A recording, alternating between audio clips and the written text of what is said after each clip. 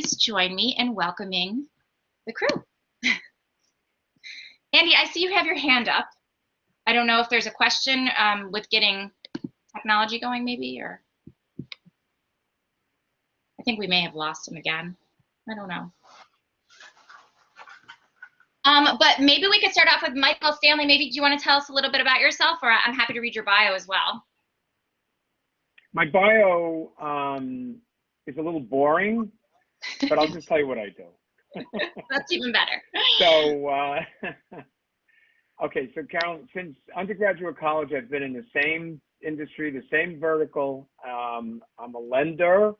I run a finance company that basically specializes in consumer products with a particular focus on fashion, which includes footwear, jewelry, apparel, home goods, furniture, floor coverings, and the like. And my company's been around for a long time, since 1938. We remain a private company, and we have offices in New York, Los Angeles, and Atlanta. And that's what we do. We lend money predominantly to a lot of people that you would otherwise, household names, past and present clients. And that's what I do. Great, thank you. David, do you want to tell us a little bit about yourself? Sure, thank you. Thanks for joining. Good to see everybody, and thank you for having me. My name is David Votano. I'm Vice President at Jannu Pachter. We are a boutique executive search firm with a global presence. So we support mostly the fashion, beauty, and retail industry. We also do some general consumer work. Our focus is across many functions within the industry, from general C-level leadership to retail, wholesale, manufacturing, marketing, digital e-commerce has been super focused lately, as is logistics and supply chain and some of those roles. So we were across the industry and happy to speak with you guys about whatever is of interest to you.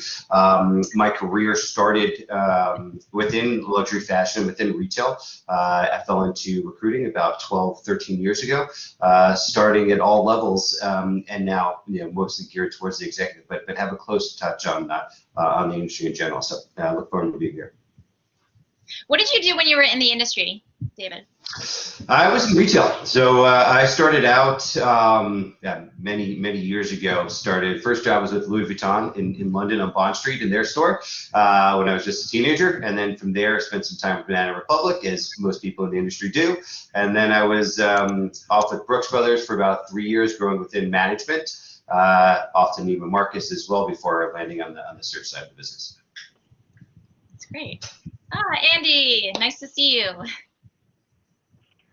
I'm sorry I'm late. We had a technical glitch. How are you? That's okay. It happens to me all the time. Happy to have you here.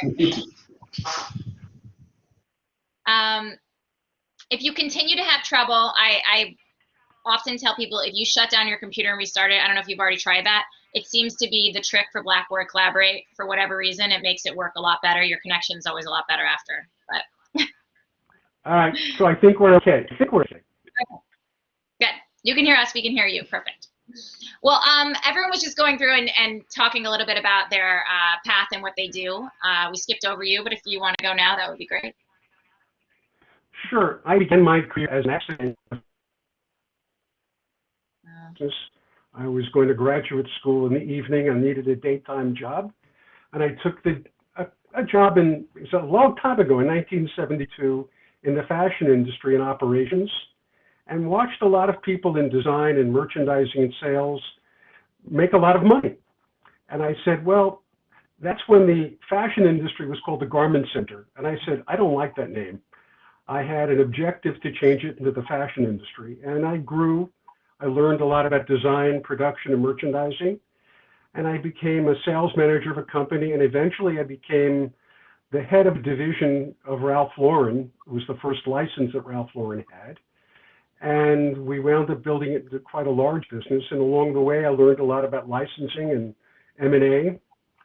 And then I became the president of a company called Jones Apparel Group, which had about 25 divisions. and we were one of the largest apparel companies through the 70s and 80s. And then about 1982, I was recruited by a company in American France that owned part of Yves Saint Laurent, owned Ralph Lauren women's wear, owned Calvin Klein menswear, both as licenses and distribution companies. And because I spoke French, I became the president of the company. And we acquired the first Karl Lagerfeld business when he was designing a brand on his own. And then, because I've got a lot of gray hair and been doing this a long time, about 29 years ago, I had reached most of my objectives, and I thought I should give something back. I started a consulting group aimed at mergers, acquisitions, licensing, and pure advisory work. And our clients have been very big companies like Ralph Lauren and Calvin Klein, and very small companies like Carly Cushnie, and companies that are just about being born. And our clients go from apparel to footwear to jewelry to home furnishings. Neat, thank you. Wealth of experience to share. Karen, do you want to explain your background a little bit? And I love that piece of art behind you. Thank you. Well, I started out in retail very traditionally. I worked at Macy's. I was in their executive training program many years ago and worked in the stores and the buying line. And I was really intrigued by TV shopping because when I had gone to undergrad school, I was in broadcasting and theater arts. So I thought it was a nice way to marry the, retail experience that I had with the education. And I went on and worked at QVC for 14 years. Some of that time in the buying line, some of that time in the marketing world.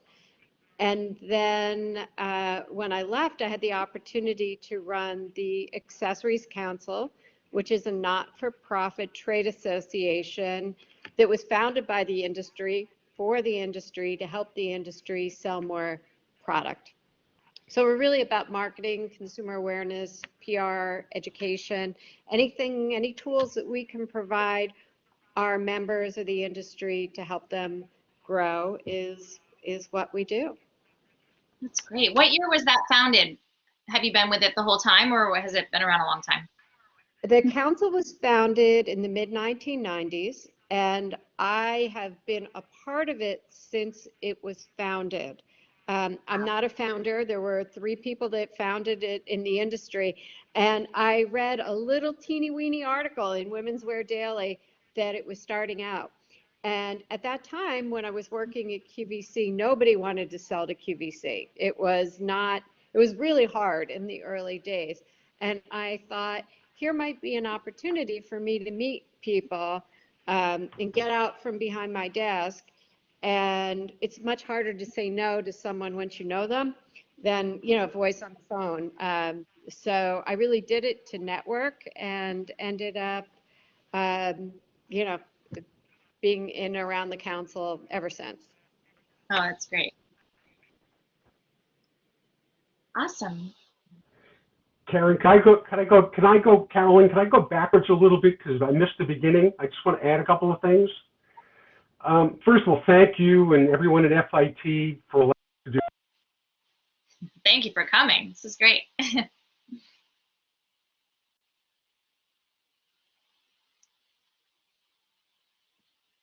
I think we're having trouble hearing you, and I think we've lost him.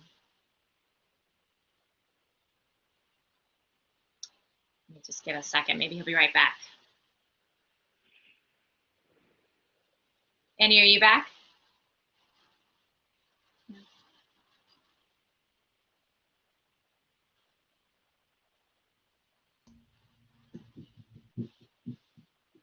Still says he's joining.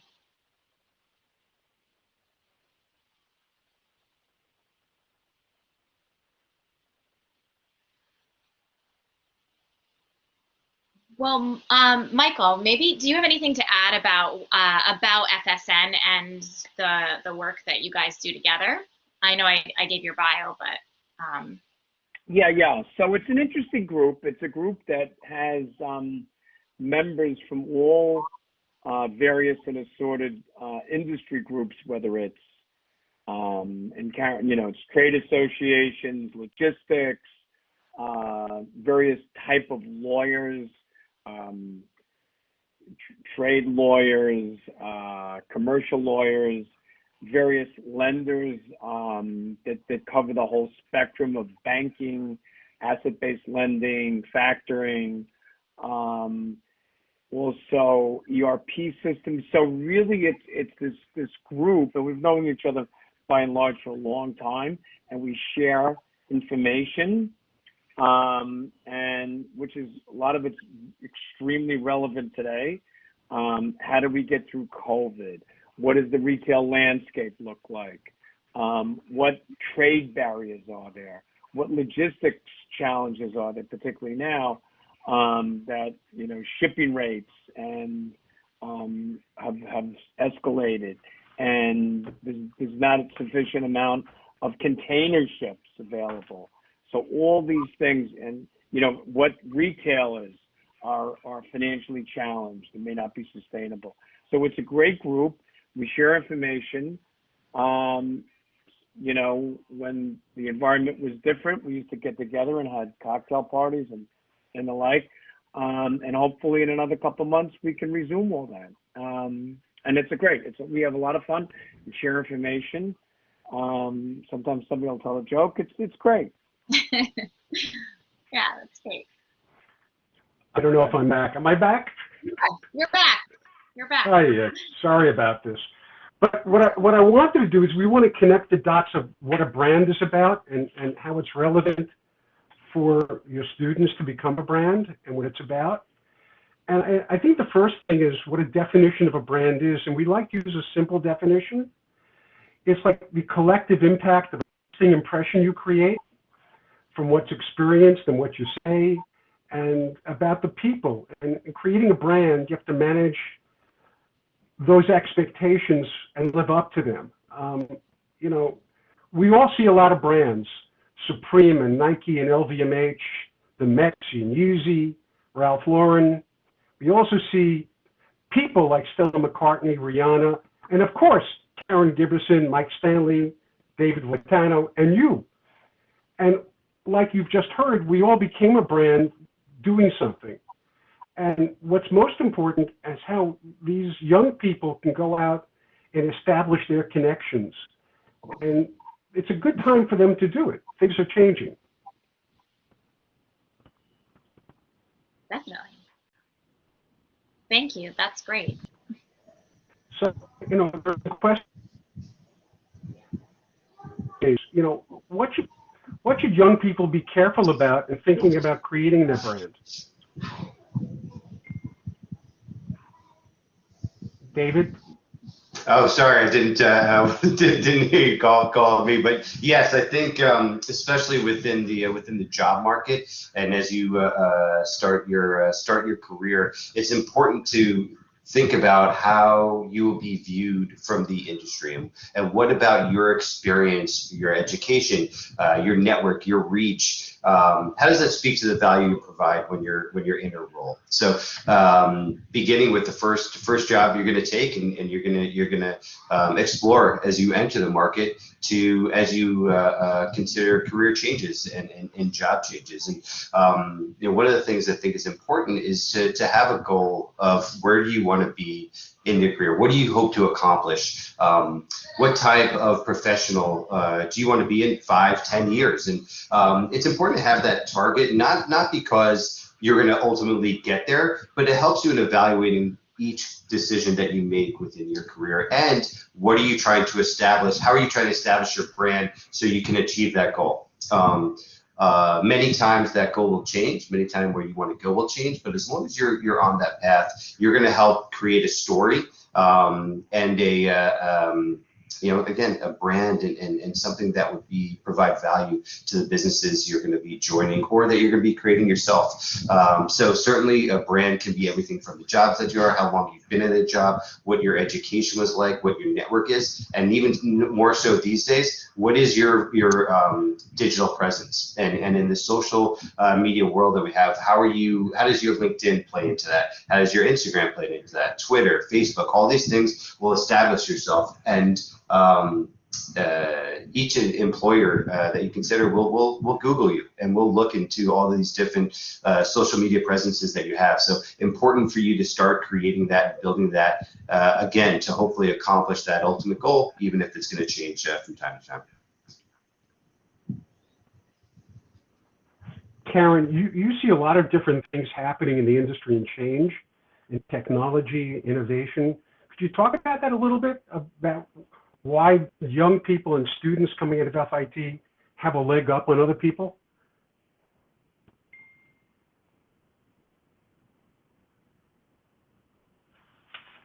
All right, here I am again. We're in trouble. Oh, there we go. Now I'm connected. No, we hear you, Andy. Don't worry. Okay, Yeah. We're seeing a real shift on how people are shopping. And, it's interesting as I look back on the last year, some of our members that did the best were our entrepreneurial, young, and medium-sized companies because they didn't have a lot of infrastructure and big teams. So they were able to be nimble and really work their businesses to become more direct to consumer. And in fact, because there's stores were shrinking, the opportunities to get in stores were harder, they already had to be savvy in how to use technology to help grow their businesses. And so it's been a lot of fun to watch the success of some of these companies that are just, turning this opportunity into something very exciting. And I could use example after example. People like Emily Bodie, who came through one of our mentoring programs. There's a knitwear woman that we worked with. Her name is Ray, and she just ended up in the New York Times this weekend and on the cover of Rolling Stone with her outfit. So there's opportunities out there. It's just, attacking it. Yeah. What things do you do when you do investigation on people looking for jobs?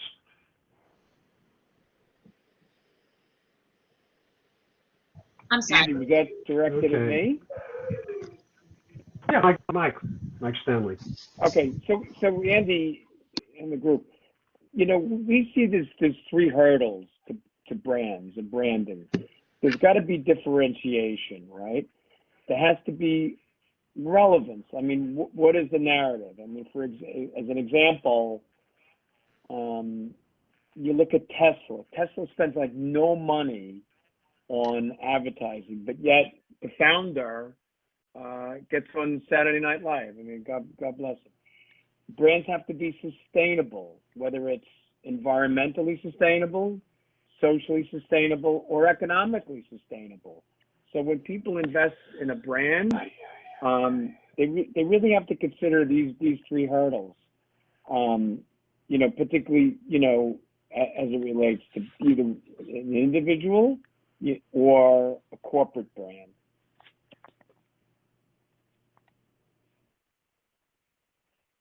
We lost Andy again. Oh well. Yeah. But then, the interesting thing is because of COVID, we saw like huge structural shifts. The shift that had been taking place, with brick and mortar stores and the contraction of retail. And, what we saw from our perspective was that accelerated and then so many stores either closed, filed for bankruptcy, reorganized with less of a platform. And, what we see going forward as far as, just the number of retail footage will contract. We had probably pre-COVID around in the high teens as far as square footage per capita in the U.S., and we see probably a shift toward, under 10 feet per capita, which will probably, resemble the European model as far as square footage. But it takes time. But what happened was COVID accelerated all that. And then now, certainly we're coming back to, more of a normalcy. And, why would you go into a store? You would go into a store today for the service and or for the experience. And I think the stores have a challenge now as far as millennials. I mean, a lot of them are concerned that millennials won't go beyond the ground floor. And I think that's the challenge we're seeing with traditional brick and mortar retail. Mm-hmm. Caroline, we see you in front of the classroom and we know your achievements. Could you tell your students about your career, how you got there? Yeah, well, I started out in a training program with Linens and Things, and went through a 3-month program where I learned everything about all the different facets that kind of make up a large company. Linens and Things, unfortunately, is no longer, but I also myself, talking about my brand and where I wanted to be in apparel. So I made the leap over to Ann Taylor, was there for a number of years. Actually, that's not true. I was there for about a year before I was recruited by a friend over to Ralph Lauren. And then I spent close to a decade there. I think we're talking a lot about your brand and your own personal brand and how that it's something that you carry with you. I mean, it's an intangible thing that exists or that circulates around clothing or accessories or what have you, but it also is something that exists from you, and it is as strong as your connections and the people that you meet. And every job that I've gotten, other than that one job out of school, which my school helped me to get, I will be honest with, every other one since then has been because of a personal relationship that I built along the way. And someone who has, stuck their neck out for me or tossed a little FYI my way, or, a recruiter that I've met along the way who, thought of me when a job opportunity came along. And, that all has to do with the brand that I think I built for myself early on. When I left Ralph Lauren, I made the jump over to G3 Apparel, was over there running the Kenzie and GH Bass lines for sales and the New York office. And then I went to a children's wear company for a bit as I was becoming a mother myself, and my interests were changing from women's apparel to kids apparel, and spent some time there launching brands. I launched a couple of brands at that company, as well as at GH Bass at wholesale for G3 and Polo for Ralph Lauren. So launching a brand is really fun to kind of get off the ground, and you don't know which direction the brand's going to go, but you learn a lot in those first few months. But you have to manage the brand all through the process, and that's what's important, and manage expectations. But what's important for your students to know, and all of us know, we start off on one route and we wind up on a lot of different routes, but we collect experience, and that's really, really important. One of the things that we see today is knowledge and experience is vital, and innovation becomes the key. You take the next idea, you tweak it a little bit. But the important words are networking. We all have a network of friends that help us do things, get jobs, make us smarter. But I think your students and all students have an advantage over all of us, especially me with a lot of gray hair, is the ability to navigate through the digital space, to understand how it connects, how communications become instantaneous. It's not that long ago when I was in the apparel business, when there was an expression about the limited, when the limited was really important.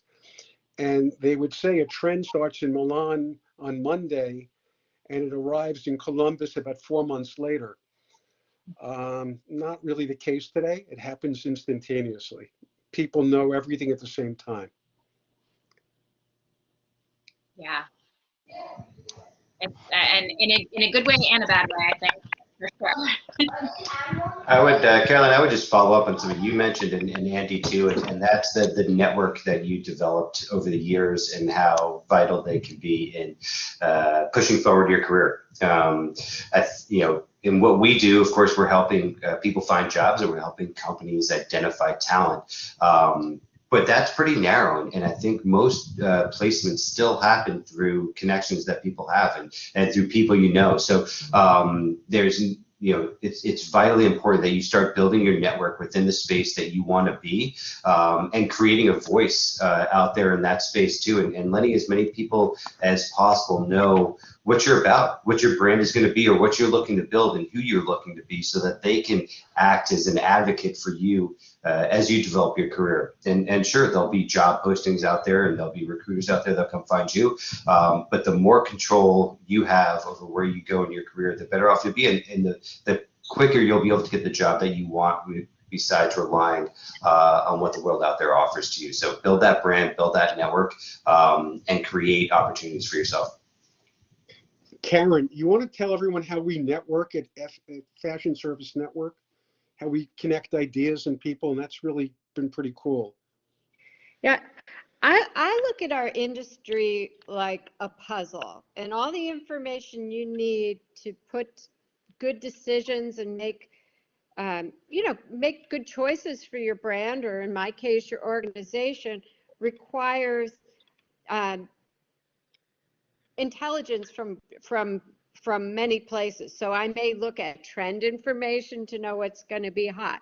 I might look at statistics from a company like NPD to know what's already selling. But the information that the operations side of the business gives you is the other piece of the puzzle that you need. Like, are stores solvent? Are they paying their bills? Is this a good place to sell?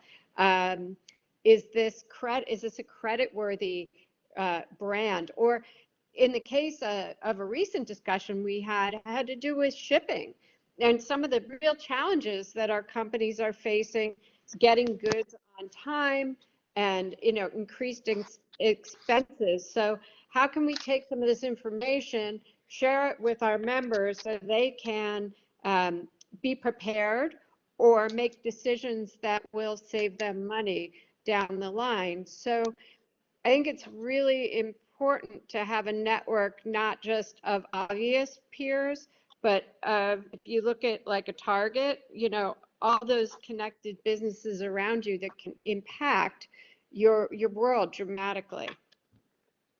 So I very much have appreciated my time with the Fashion Service Network, because you just never know what little gem is going to come up that will really make a difference in helping someone.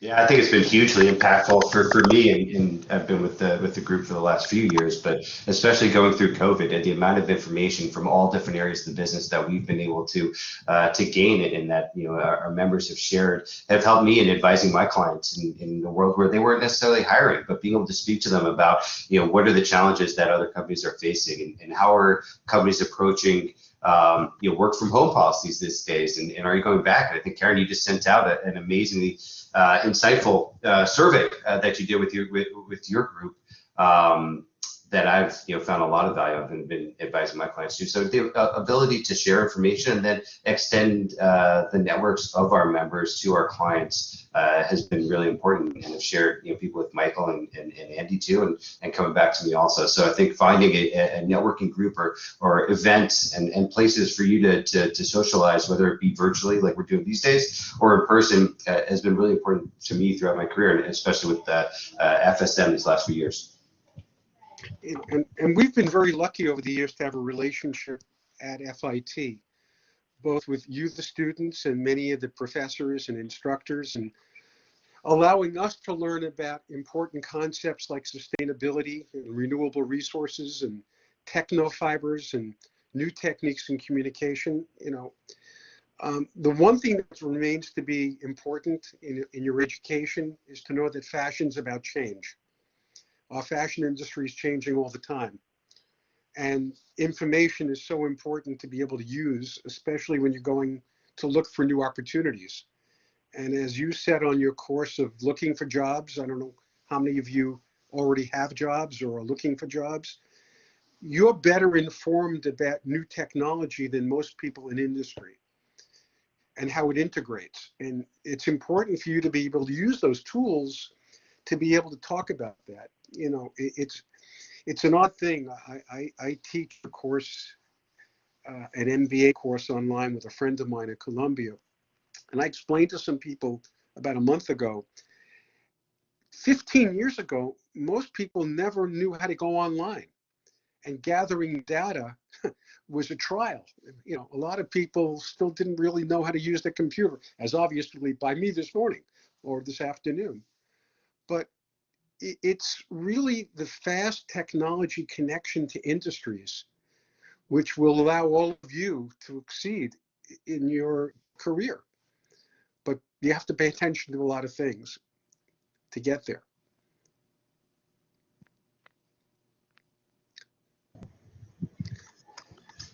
That's great. Mike, I'm sorry. No, go ahead, Andy. That's great. Mike, which industries are you seeing a lot of activity in the last couple of years that your company finances?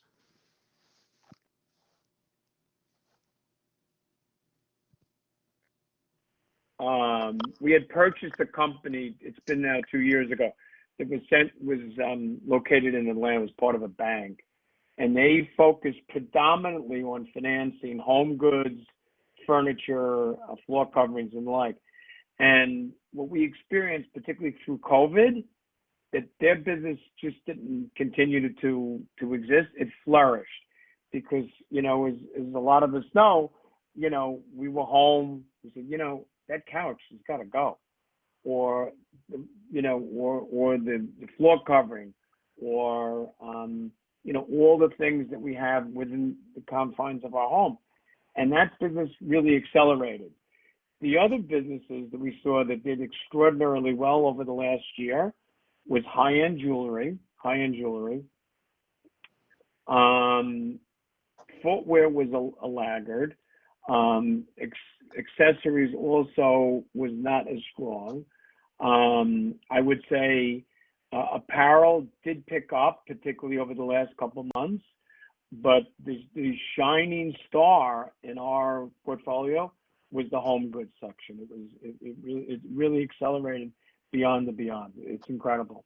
Yep. And of course, you know, it changed buying patterns, you know, certainly how consumers purchased. Obviously, we were relegated to the, you know, to our homes, and online sales, you know, certainly accelerated by, you know, exponentially. And a lot of these direct-to-consumer brands emerged and continued to flourish through this event. Yep. And yeah, I would echo all of that. So certainly we saw a lot of movement at home. Digital e-commerce roles were super important, and those businesses that were digitally native or had an established direct consumer presence were strong, and those that were lagging behind were hiring people to get them up and running in that space as quickly as possible. Health and wellness is an area that we saw perform really well also, whether it be companies like a Peloton or Mirror, Tonal, those sort of companies that offer at-home exercise, or the equipment or apparel that you need to wear as you're exercising or lounging on your couch. So Lululemon, I think, has been a top performer, but you look at that, any athletic brand, but you know, from the men's side, we work with a company called Rhone, another one called Vuori, and those both, you know, have had banner years as well. So I think that space, along with home, was what we saw the most business come from.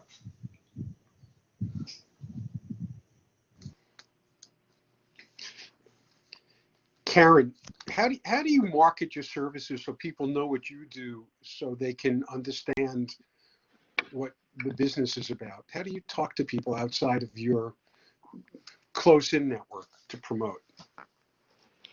We have developed a pretty robust email list, and we reach out to our members every week, every Monday, with a newsletter that has opportunities, Most of them are at no cost, and news updates on our members, things that they can participate in. Every Monday we send that out. And then quarterly we started a digital magazine we were able to acquire during the last year and relaunch, so we can tell stories about our brands and companies, and by default about ourselves and what we do. We're finding that the mix of outreach editorially is a nice balance to the outreach that we make for events in getting, really meeting new people. We can't wait to go back to in-person trade shows and places where we're on the ground, because that was traditionally how we communicated. But I'll tell you, we have discovered through the last year that we have a global group of members. When we do our educational events online, we have many, many more people attend than we ever have had doing them in person. I don't think we'll ever go back. And it's we've learned a lot more about geographically where they're all at, so we can, we can kind of focus in on needs based on sometimes, not just what they're doing, but where they're doing it. There's a common thread that goes from everything that Karen does and David does, Michael does, and Carolyn does, and that's staying relevant. Being aware of what's going on around us, talking to people in our networks and new people, sort of collecting people all the time. But at the end of the day, it's about communication. When you want to look for a job or you want to look for the next job, it's being aware of the products out there and the competition and who does something well and who does something not so well. But being a master of communication in some form has allowed all the members of our group, the ones that you're meeting here today, but also the lawyers and the accountants and the real estate people at FSN, to be able to present a forum of new ideas all the time. And I'm sure it allows you, Michael, to make decisions on how to loan money to companies. Information, correct?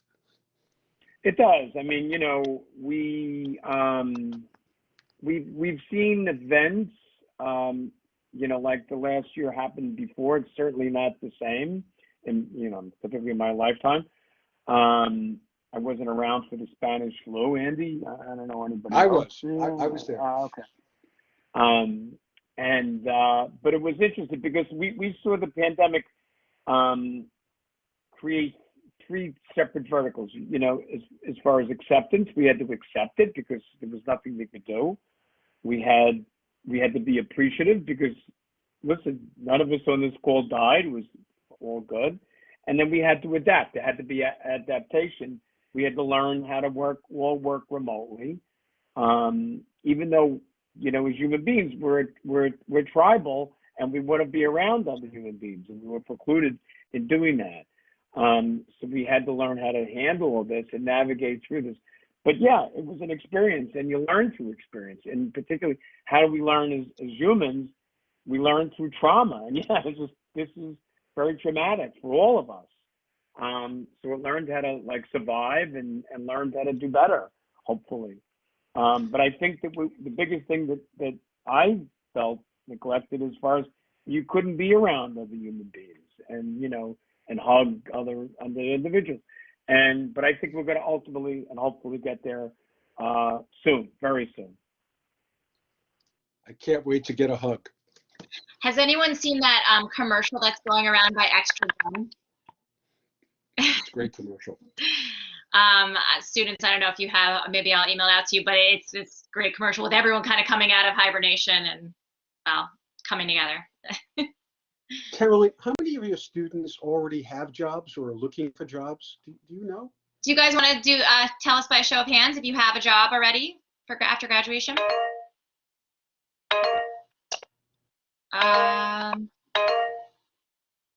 Looks like about 5 out of 29 students. And have the others put together resumes or personal statements to look for a job? You guys want a show of hands on that? Is your resume ready? Nope. Wait, but you just said you had a job. No? I have It's an okay. internship. It's not like a paying job. That's my goal for the summer is I want to find a job within the industry while also simultaneously working on my internship. But I will need to get on that resume. Looks like about 11 out of 29 raised their hand as having those resumes ready to go. And how many have gone on interviews at any time? Yeah, like 9 of you. So there's a bunch of you out there that have never gone on any interview. That's a great question. So, it's a little it's a little frightening or scary to go on a job interview because you think the other side of the interview is the antagonist. If they're interviewing you, they want to hire somebody. And what's They want to really hire important, Ideally. what all of us have found, though, it's really important for whoever's being interviewed to really know a lot about the company that they're trying to get a job at. And I think David can tell you a lot about that, because when somebody comes in and they don't ask the interviewer questions, not so good. Yeah, very, very true. I think preparation for an interview is probably the most important thing you can do to ensure success, or at least putting your best foot forward. Something that we focus on heavily is having a call with our candidates before they go for an interview and trying to help them understand who you're going to be meeting with, what their background is, what sort of questions they're probably going to be asking. What about your background would be interesting to them? What about your background would be valuable to them? You need to understand the brand or the company that you're going for, understand and try to know some of the latest news that have been out there in the press, or maybe historically would have been the biggest successes and challenges the company has gone through, understanding about the founder. These are all as much information as you can have walking in an interview that is readily available to you. And what I mean by that is where you're not going to get stumped when someone asks you the question. So kind of going through in your head or in front of a mirror before you go in, and practicing your answers to some of those questions. What about the company? That the interviewer will probably ask why you want to be at that company. What about the company speaks to you? And so I think having a few points, whether it be the ethos of the brand or the company, the history of it, something they're doing currently that speaks to you, and some kind of personal connection to that company that will show that it's going to be more than just a job for you and something that you're going to care deeply about. And what employers have found is when times gets tough, if there is a personal connection to the brand, you tend to go that extra mile for them versus backing out and running for the hills. So know about the company, know about the interviewer, and now there's so much information out there, in the digital world, and start LinkedIn. Review their LinkedIn. They'll have a lot of information on there. Maybe it's another fellow FIT alum that you'll be speaking to, and so that's something you can grab onto, and that'll go a long way. Maybe there's some other brands or companies that they've been at that speak to you. Sometimes they'll have some articles that they have posted that'll be on their LinkedIn page.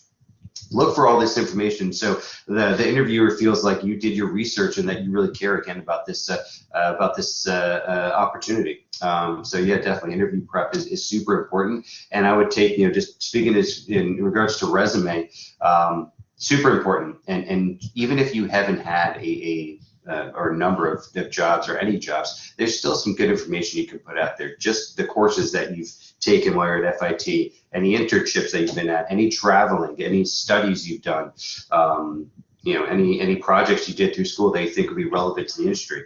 And remember to put all that information that you put into your resume onto your LinkedIn profile as well. And when, again, employers will, before they interview you, will go up and look at your LinkedIn. But also as recruiters or in-house and people who are hiring managers are looking for people, they'll do keyword searches within LinkedIn to try to find talent. And so if you have all that information about your background on there, you'll have a better chance of being noticed in that world too.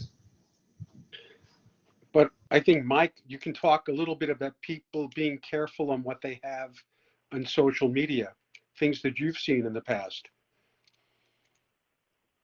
Yeah, we've seen it all. I just think you have to be very mindful how your brand is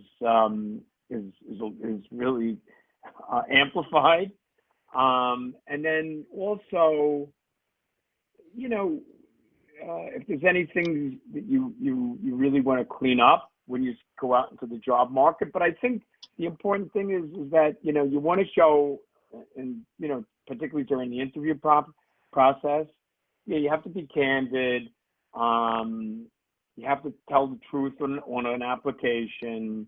One of the key things is that if you get an offer, it's always subject to the employer doing a background search and making sure all the questions you've gone through on the application matches up. I think you have to be careful. But I think, the big questions I always advise people when they go on an interview and they get past the HR department, is that, for the decision maker, the question is, what challenges does the company have over the next, year? What are some of your successes? What are some of your failures? And, what would you consider the 3 best characteristics of a potential employee? And I think that's always very helpful. And also, having, looking individuals in the face, having a good posture, things of that, having good manners. And that gets you in. And Michael, just to follow up on that, now a lot of these interviews are going to be done virtually too. So we probably, 90% of first round interviews right now are done via Zoom or Microsoft Teams or something like that. So remember to approach that interview just like you would an in-person interview. Eye-to-eye contact, having a presence, posture, not looking away, keeping focused on them, not having anything distracting behind you that'll have the interviewer, not looking at you.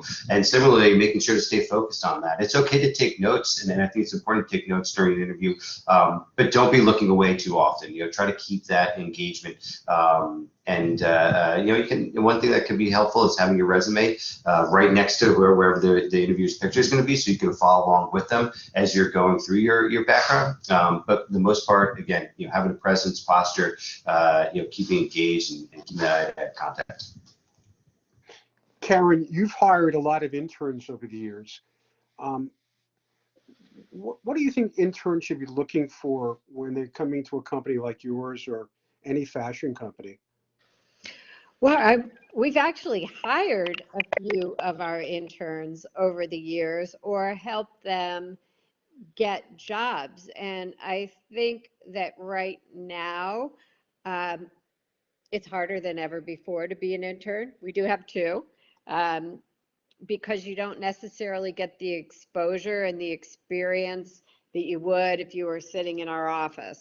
We tend to do scheduled calls and then, scurry off to do our tasks. But I think the most successful interns that we have had have come in hungry to learn. They're curious. They ask a lot of questions. They volunteer to do projects. They don't just do it. It could be asking the why behind they're doing it, to understand the impact that it has. And, it doesn't matter if company you're a part of a team. If you're coming in as an intern, you are part of the team and they depend on you. So making sure that you deliver and you treat it with the same respect as you would treat any job. I don't know. I think most companies pay interns now. We certainly do.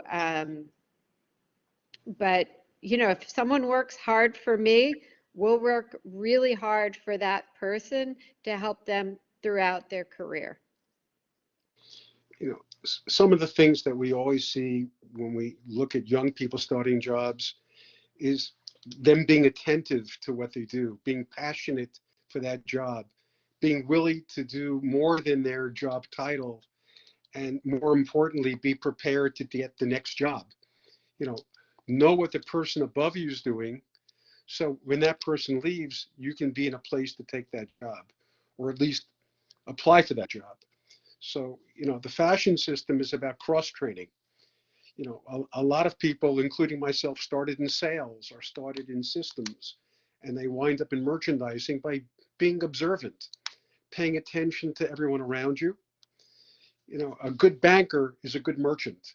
A good trade show organizer and a person in charge of a trade group has to be a great merchant. Being in the public relations business and executive recruiting business, you have to be a merchant to look at talents. I'm in the M&A and licensing business. Merchandising is a key. And as you heard from Caroline, she's a merchant. She's taken her skills, which she'll tell us about, how she developed them, and transferred from being a retailer to really being a wholesale distributor and brand builder. Yeah, I think very transferable skills. When it comes to learning how to read a selling report, even as a designer, which the majority of you want to be or are planning to be, when you know how to read the selling report and talk about your business in a thoughtful, educated way, it shows and it builds relationships across the aisle with the different cross-functional teams that you may be working with, so that they understand that you are a true partner who wants to move the business forward. When it comes from the buying side to the selling side, I always say the same thing. It's really, you all want the same thing. You all want to sell more product to the customer at the end of the day. It's just a matter of whether you're paying attention to the units that the customer is buying or the units that the retailer is buying. So, it kind of, they go very hand in glove, and I felt like the skills definitely transferred from the buying side to the selling side when I made the leap. Sometimes you think of a career in fashion and you think you started as a designer or you started as the president. Some of the greatest designers in the fashion system started in sales. Yeah. Michael Kors and Calvin Klein and Ralph Lauren. Giorgio Armani started after he was trying to be an architect. He worked in a sales capacity for a textile company. So, it's connecting the dots, but at the end of the dots is trying to sell something to somebody. Yeah. And that's important. Yeah, definitely. And something you said, I wanted to come back to, Andy, about how when you walk into an interview, keeping in mind that the person on the other side of the table wants to hire you as badly as you want to be hired. I mean, you have to, it's hard to put yourselves in the shoes of an interviewer when you're just starting out, but they don't want to keep interviewing and interviewing and interviewing. They want you to be the fit. So you're already coming into the interview from a place of yes. You just need to win them over and prove to them that you're the best person for the job. But coming in with the feeling that this is a amiable relationship and you're going to get along well is probably a much more comfortable way to walk into that interview than totally blindside. Totally nervous. We agree. And it's the time that you can sell yourself. It's okay to speak up your experience or how great you are. Don't be afraid to do that. That's what they want to hear. So again, they buy into you and you being part of their team.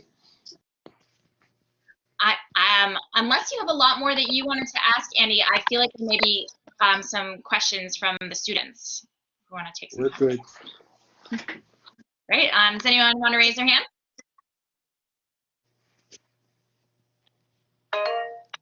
Jack.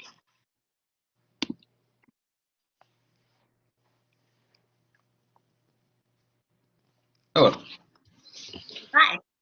So, like previously mentioned before, when you're talking about interview and doing research on the company and then asking questions, would you say that asking questions back would be the best way to set yourself apart as far as being interviewed and other interviewees? Because I remember I did an interview with I think it was like Bloomingdale's for like a sales position, and I was like really caught off guard by how quick it was and how, like, I'd say general the questions were. I think it was like 10 minutes in total, and like I don't know if that's like something that's specific to Bloomingdale's or sales positions or really in a lot of like department stores, but yeah, I know I was kind of caught off guard by it, and also wondering like how to maybe like anticipate something like that or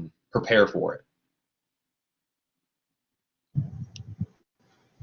I could jump in there. So not an uncommon experience, so I wouldn't take it as that, but also depending on the role and depending on who you're speaking to, they may just have a list of 10 questions that their boss told them that they had to get answered. And so maybe they're just going to rip through that because they have a lot of other things going on. So to be prepared for that, again, think about what those questions could be beforehand and make sure that you have a thoughtful answer that you can provide back to them.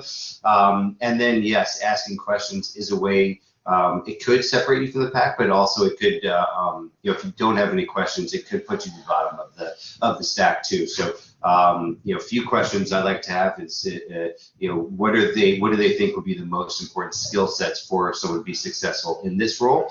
And again, by saying that, they'll start listing them, and you can relay back to some of your experiences, whether it's in school, another job, growing up, whatever it might be. You try to highlight again what they're looking for is in your background. So you're again checking off that box for them.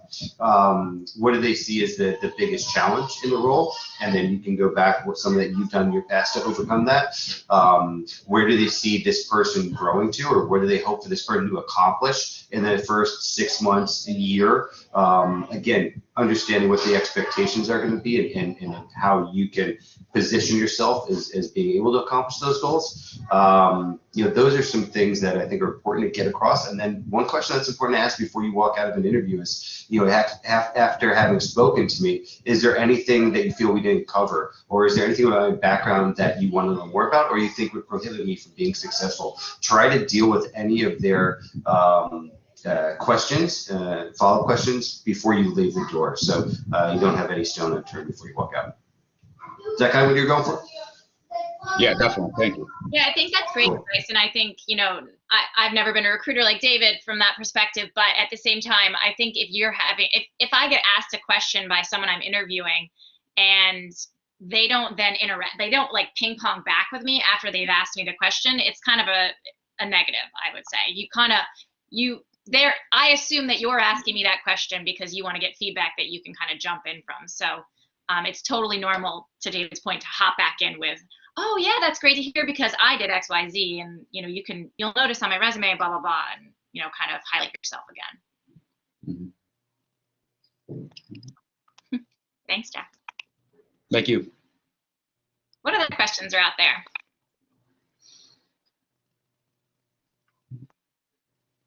Well, I have another one. Oh, great, go. So this one pertains to, I'd say, more independent brands. And I would say with the whole COVID situation and independent brands mostly like taking the biggest hit compared to a lot of larger brands or conglomerates because mostly they have the financial means to be able to anticipate and be able to adapt to it. Do you think that it's going to take a couple of years before, I'd say, like being able to start like an independent brand? I'm trying to think how to like word this. Would it become more accessible like it was before pre-COVID compared now with how a lot of supply chains are becoming limited due to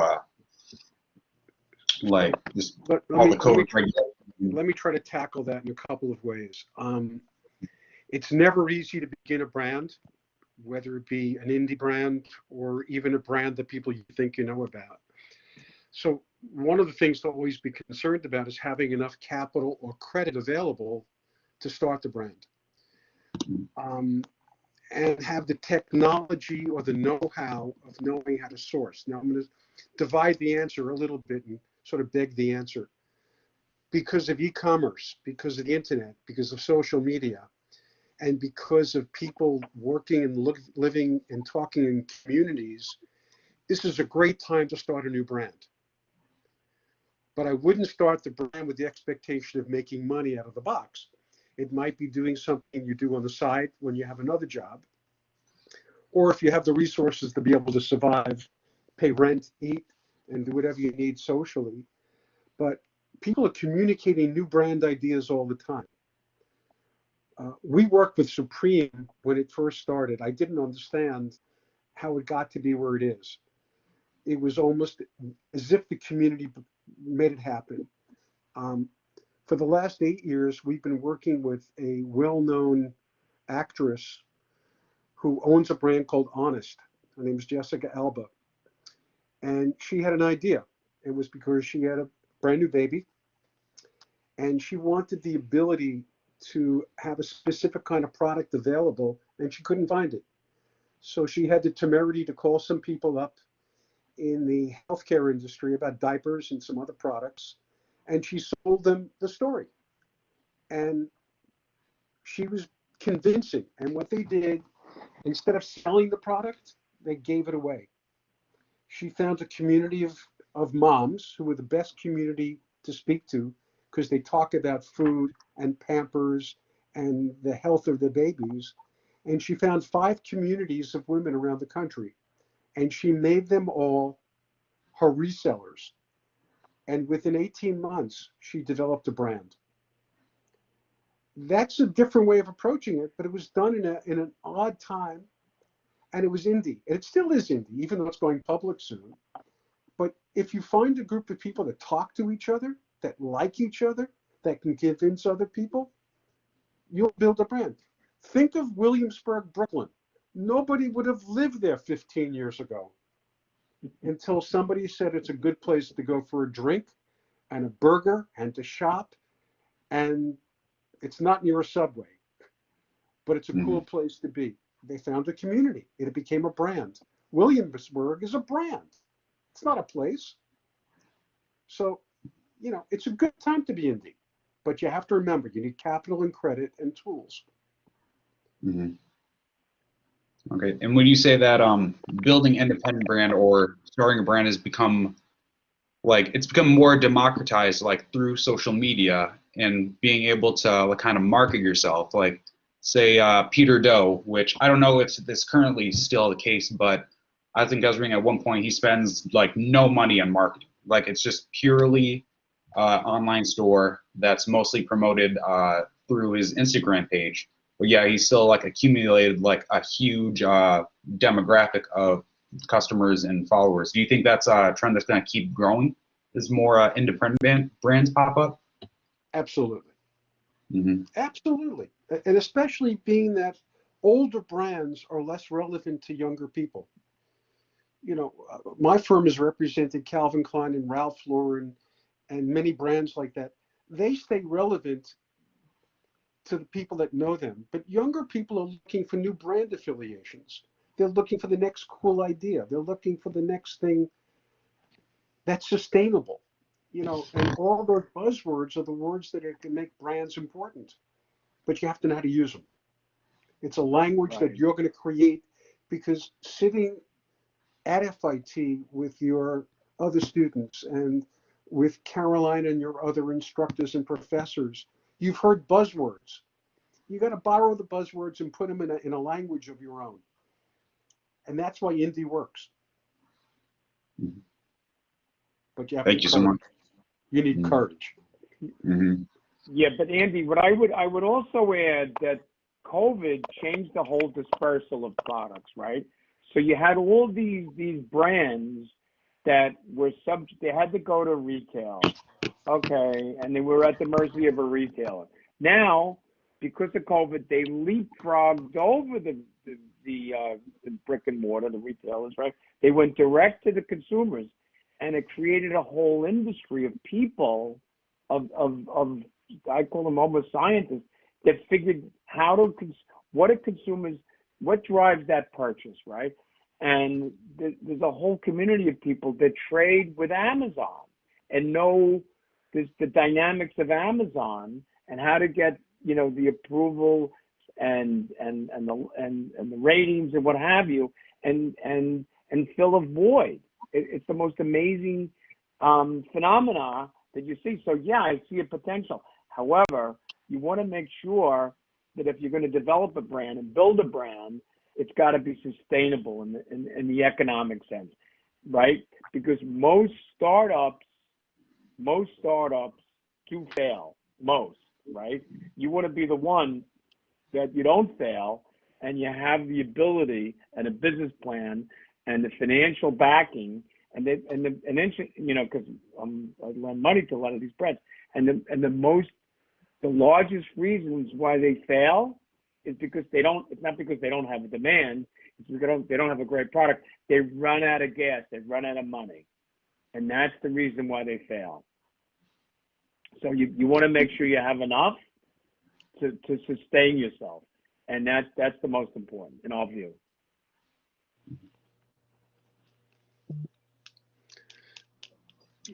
There are a couple of websites to look at about indie brands. There's one called Wolf and Badger, which will list a whole bunch of companies that I've got to tell you, some have been my clients I've never heard of before.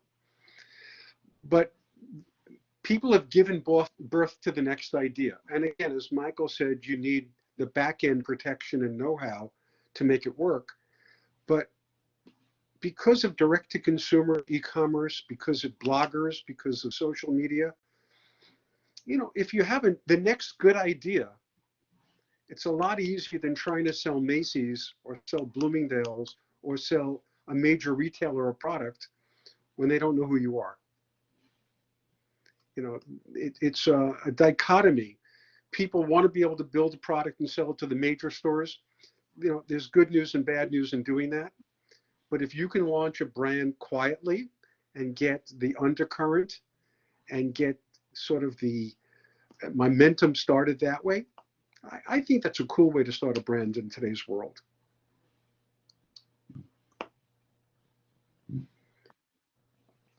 Karen sees a lot of new brands all the time in her world.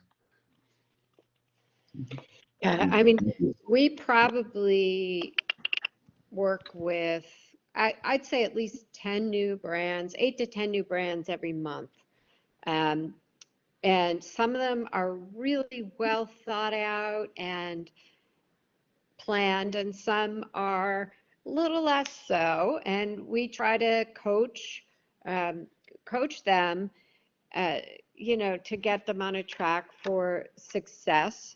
There's a lot of mentoring opportunities out there. There still is, there are great networks, including the Fashion Service Network, that is willing to step up and lend time if they see great talent and a good idea. So you should definitely look out for them. We work with the CFDA on one of our mentoring programs. We have a peer-to-peer mentoring program. The CFDA has a number of them that aren't associated with us that are wonderful. So look for help, look for guidance.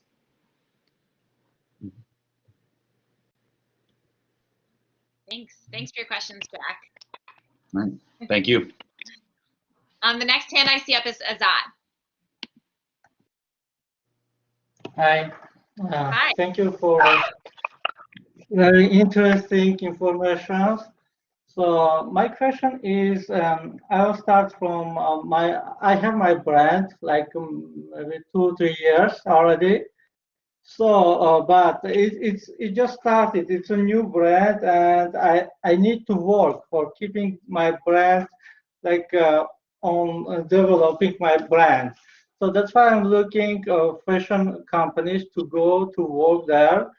And the 2 of them hired me, but there was also some point in the contract paperwork that I can do design anywhere else beside of their company. Like I have to do only for them design.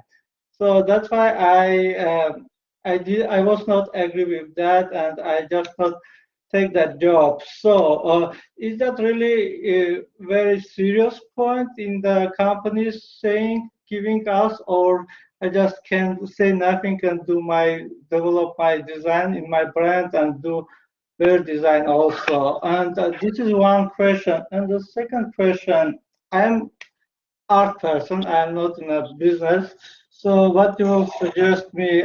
I'm starting my business with necktie. I'm doing hand sewing neckties, and I'm doing dresses and painting on it. So what you would suggest me? Shall I go to a company to work with them so they can develop my business and I do a art part, or I just want to listen to your opinions, please? Thank you. Can I answer part of it? Then Thank you. Yes, sure. I have a question. I'm assuming you're very talented and you've been trained and understand textiles, but why would you pick the necktie business as one of the products when the trend on neckties is downtrending dramatically, with men wearing neckwear less and less? So that's one question. The second is, I'm looking at sketches that are behind you. They look like they're evening products. Yeah, special occasion mostly, yeah. So again, for the moment, this might change Monday morning. Special occasion businesses are under pressure because people have not gone out, and until the rebound from COVID occurs, it's maybe one of the dark corners of the fashion business. So the question is also about choices. No one's going to question your talent or your intellect, but sometimes the choice of what to make in product needs to be thought about. Yeah, I understood what you're saying. Yeah. Because if you notice, none of the men on the call today are wearing neckwear. Just timing though, because there is going to be some pent up demand. In a year, maybe people will be like chomping at the bit for that stuff. Even here, special occasion is going to be coming back in a big way. A lot of our clients are starting to prepare for that. So as Andy said, it's not right now, but as soon as the doors open, events are going to be. There's a lot of pent up demand to go to events, so that could be a good place. Neckwear, I'm not so sure, although I'd still enjoy when I get to put on the tie. But yeah,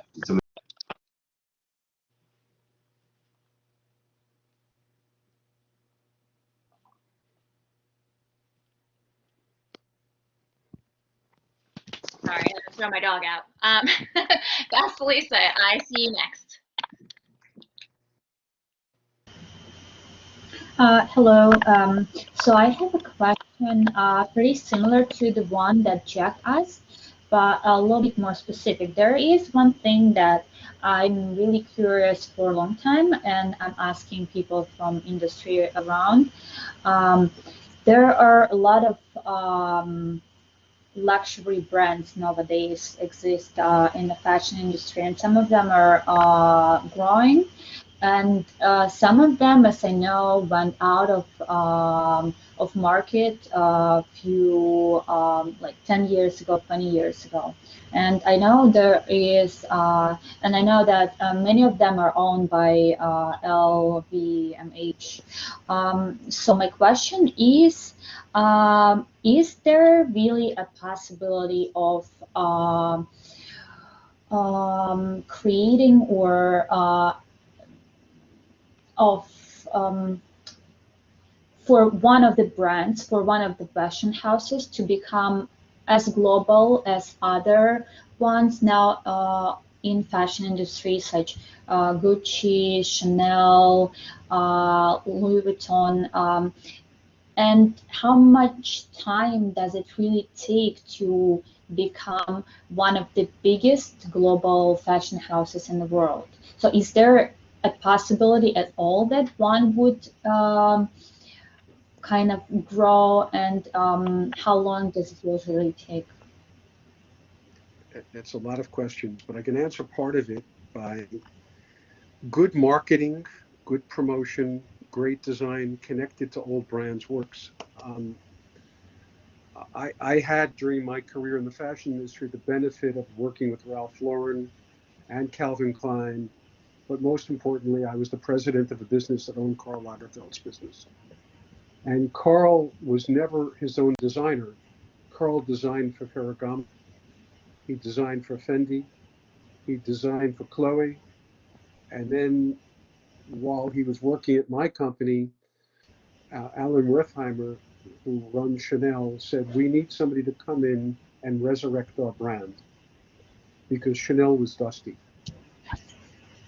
Now, he was the perfect man at the perfect moment, but we've seen this over and over again. We've seen Stella McCartney when she was at Chloe. We see the resurrection of Dior. The question is, it's the new talent behind an old brand and the owner of the brand wanting to make an investment in marketing. And it works. It works, but you have to be at the right moment and the right time to get it done. And obviously, as we see the old guard of designers either retiring or passing away, younger talents have stepped in. We've seen Albaz, we've seen Stella McCartney, we've seen oodles of designers show up in somebody else's shoes. Balenciaga was dead for years before the brand came back. So the question is, how do you get into those companies and how do you get the opportunity? And that's a big question. It's hard. So you had two questions. I was going to say, Andy, one example could be Off-White and Virgil Abloh and what he's been able to do in a very short amount of time. And talk about being in the right place at the right time. I think he was, and he was the right guy for it. And now he's designing for Louis Vuitton. So I think, is it possible? Yes, but a lot of the stars have to align. And I think the customer and the marketing, all that has to go and has to be right for it to happen. And a lot of other. Yeah, we see a lot of people. Yeah, that's what I thought when I was. Go ahead. That's what I thought when I was thinking about fashion houses that grows really fast, and Off-White, one of the examples. But the other question, can one of the fashion houses, new fashion houses, really become as global as the biggest ones, as Louis Vuitton and Chanel? Is that even possible to take over, please, or it's nearly impossible? I was sort of getting there.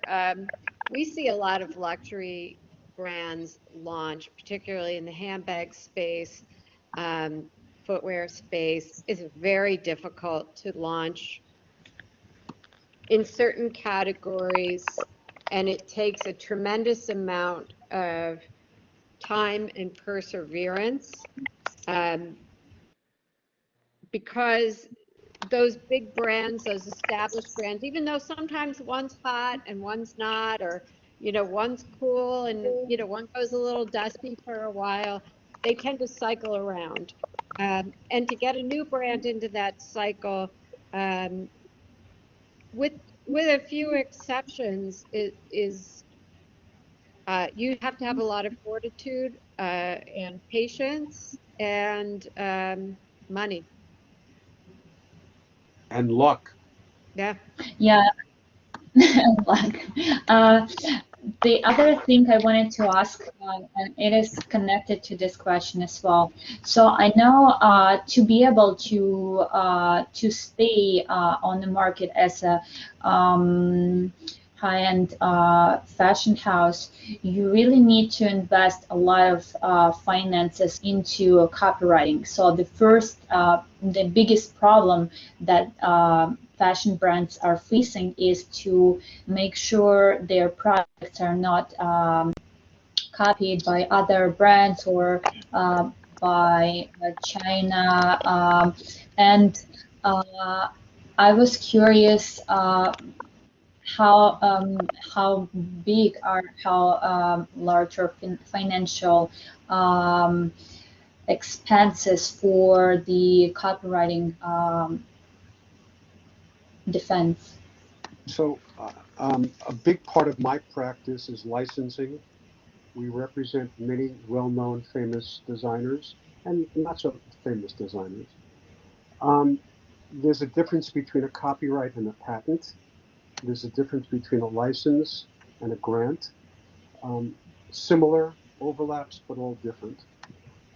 In protecting a design, there's something called, you can look this up online, called trade dress law. You can protect a print or a pattern and register it. It's very difficult to register a design for a pair of pants or a jacket unless it has 3 legs and it's non. There's a use patent and a design patent or a design license. But every company that has a trademark, every designer that has a brand that wants to extend that brand enters into agreements called licensing agreements. Now, those agreements give the right for someone else to use their trademark. But if they did not register their trademark in a certain country, they're subject to somebody stealing the intellectual property, the trademark.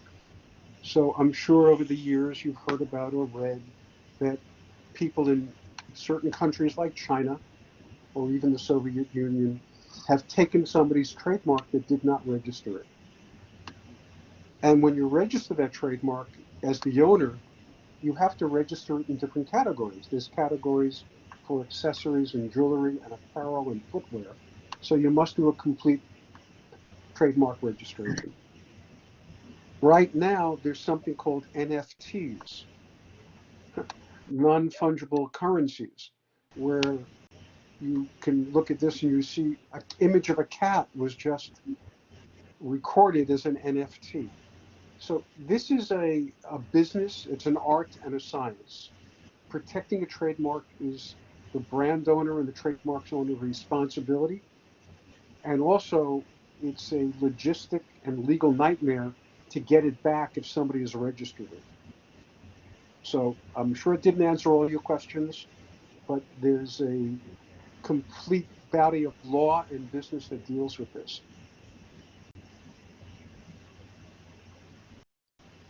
My question also was, how large is financial part? So, like, what is the percentage of the revenue of the company that they spend on the protection of their designs, on the copywriting, and on licensing? I don't think there's an economic number to that. Depends on the company itself. Depends on what they're protecting. Companies like Ralph Lauren and Vera Wang spend lots and lots of money protecting their trademarks all the time. Companies that are smaller designers can't afford to protect it because legal fees are high. So I don't think there's a number that's in use all the time, but it's very important at any cost to do as much as possible to protect the trademark, at least in the marketplace you do business in. All right, thank you so much for your answers. Okay. Abby Grace, I see you have your hand up. Panelists, hopefully you're okay. We're running a little over, but let me know if anyone needs to hop off. Hi, thank you guys so much for coming in and talking to us. I just wanted to ask, how long would you recommend working in the industry before starting your own brand? And then could you give some tips on establishing like good company culture that people would want to come and work for you? How to make your business seem desirable, I guess. Karen, you want to talk about company culture, and David?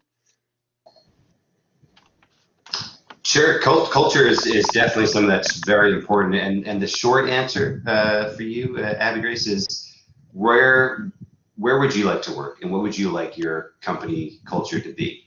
And if you have a good answer for that and you put that into place, people will follow. And that's generally how it goes. I think right now, if you want a very structured environment, you'll find people who are going to want to be in a structured environment. If you're more comfortable in a flexible environment, that's who you're going to attract. So what sort of business do you want to be and who do you want to attract, and create a culture that will match that? The big talking points these days are flexible working schedule, work from home schedule. That's something, and I think the more progressive companies are more open to different schedules and things like that. More traditional companies and structured companies are looking at people back in the office full time. I think if you're looking for there's going to be an ethos to your company. What's your company about? What do you want your people to be passionate about? And do you provide an outlet for that? So some companies like to have a lot of social engagements with them, and they're doing that virtually now too. Some companies are more structured. We're going to do this at this time, we'll do that time. So yeah, I think as far as building a culture, try to make it be representative of where you want to work and attract people that they're like-minded. Are you gonna wear it? As far as working in how long to work in the industry before building your own brand, I think that can be somewhat subjective. But Andy and Karen and Mike have a better idea than that. Thank you so much. One of our interns was building her own brand while she was in college, and she's now one of our great designers. So I don't think there's a right answer for that question. Starting your company or your brand, can really happen at any time. And, the culture piece, I think it's more important than it ever was before, feeling very comfortable where you're working at. It's a little weird at the moment because it's harder to share culture on Zoom, right? It's hard, but still companies are doing it. We do a call every morning. We try to celebrate along the way. It's not quite the same, but we still try to keep our team connected as much as we possibly can. And we're starting to go back to the office and all meet there at the same time. But you'll find the environment that works for you. Okay, thank you so much. Hawa, did you have a question? Hi, yes, I do have a question. So, hi, nice to meet you, and thanks for coming to my class. My first question is, so after you become an indie designer and you feel comfortable with your amount of clientele or your orders on your own website, how does a designer or brand approach other buyers? Since they're based in Canada and Dover Street Market, how would I reach out to them when I feel comfortable with my number of sales? Karen, you want to talk about trade shows and how important they are when they're working in accessories and apparel? Yeah, trade shows are going to start up again. Some of them have already taken place, and we've seen traffic at them. So for a new brand, the most important advice that we give is that you need to be part of the process. You can't just pass it to a showroom or pass it to a rep. They want to know you. They want to develop a relationship with you and understand what your inspiration was and your creative process and why is this special. And then, you can move it on to other places. But certainly trade shows. We're seeing digital environments work for brands that are already established. So if they know you, they know your quality, they know what it feels like. We're touchy-feely people. Digital works. We're having a lot of success right now for introductions with Zoom calls. Just setting up a few minutes, let me show you my product. And a number of our companies are sending samples. If it's real expensive product, they're taking a credit card, if it's fine jewelry or something, but they're sending the samples so the stores can indeed touch it and feel it.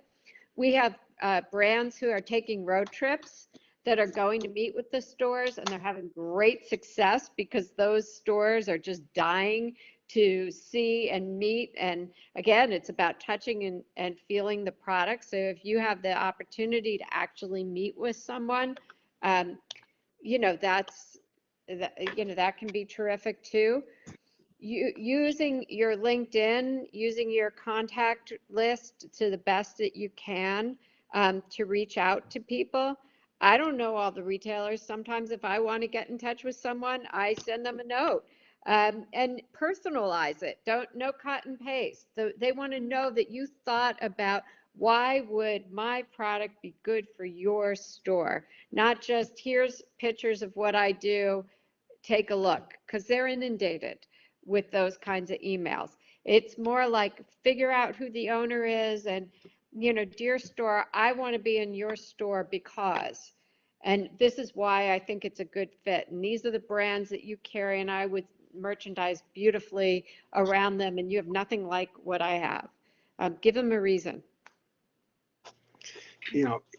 In anything you're going to do in fashion, it's about a great product. Whether you're going to do a great product for Target stores or a great product for Bergdorf Goodman, you need a great story. The stories are important because people buy stories, about what you're trying to tell them. But then you need the use of storytellers. The storytellers are social media, whether it be bloggers or anyone else can help you get your brand in front of people. But also to know the target who you want to sell to. And if you're doing all those things and listen to what Karen said, you'll be looked at by the people. And if the product makes sense to somebody will tell you it makes sense and you'll migrate to the next location to sell it. But also figure out who you want to sell it to. There are stores that you would lose your product in, and some stores your product would be immediately a hit. So you have to be cognizant of who you want to sell it to as well. Thank you. Thanks. Marcia, you're our last question of the day.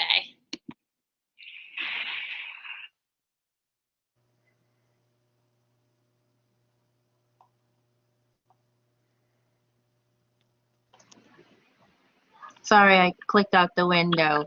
Hi, yeah, I kind of have like 3 mini questions, but I think you may have just answered one of them. I was gonna ask what exactly would be considered, what would make a brand unique? Like if you were to be an indie label, in what way you think you can set your brand apart from all the other thousands of other brands out there, especially if you're looking for, say, like a backer, because you mentioned earlier about how you'll need capital. So if you were looking for someone to back you or to go into business with as a partner, what would make you a potential candidate for them to back you? And my second part of my question was about when you have a job, when when do you think would be the best time to, what is the best way do you think you can get promoted at a job, and when would be the best time to ask for a raise if you've been there for a while? I don't know if that's too much questions. I'll answer the first question. So I think the most important thing, if you have a brand, you have to know really very specific who your customer is.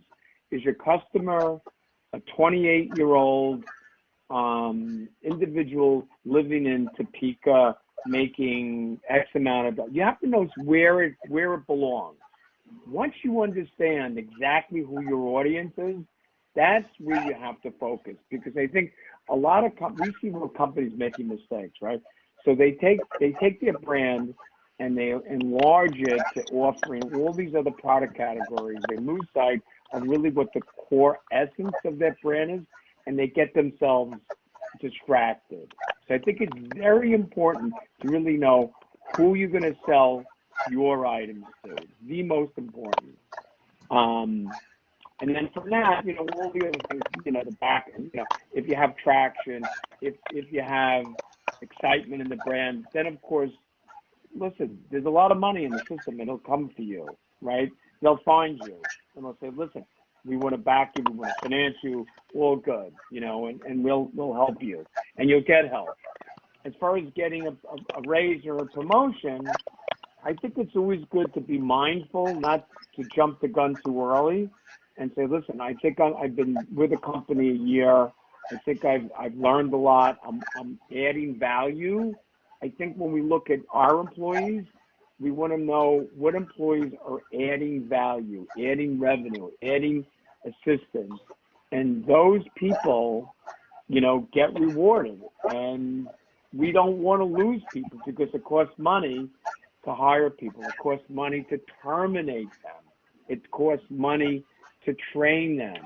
So we want to keep those people, and we want them, and we want you, if you're an employee, we want you to be happy.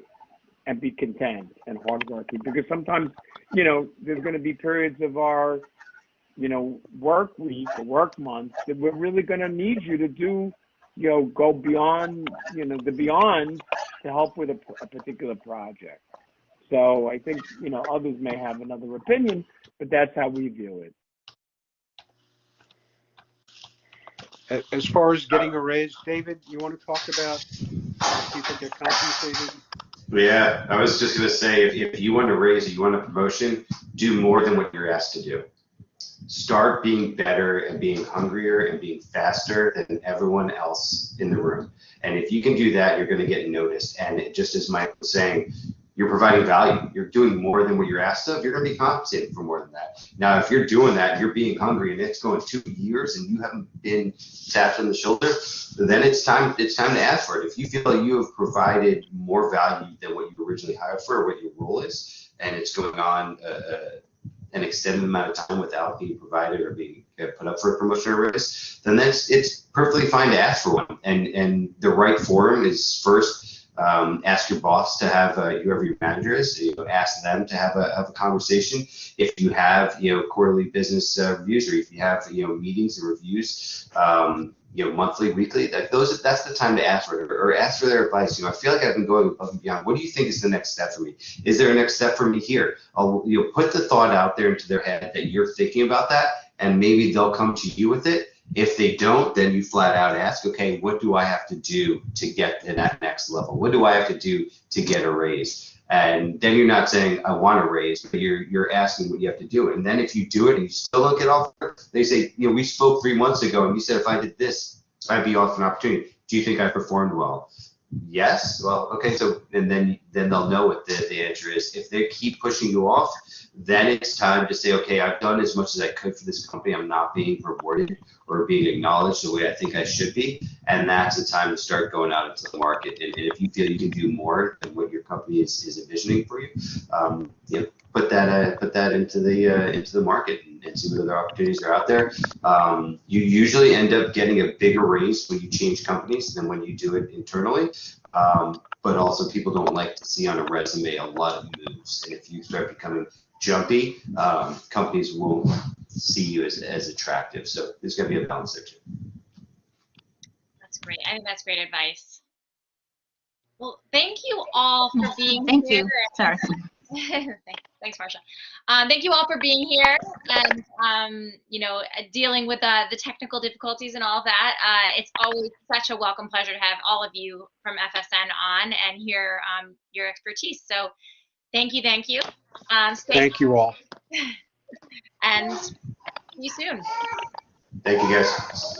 Best of luck. Great. Best of luck, everybody. Be well, everybody. Thank you. It's my turn to wish you best of luck as well. Good luck this week on the final. Sorry about my annoying dog. If you have any questions, feel free to email me at any time. I'm here for you guys. So, have a good one. You've been a pleasure. Thank you.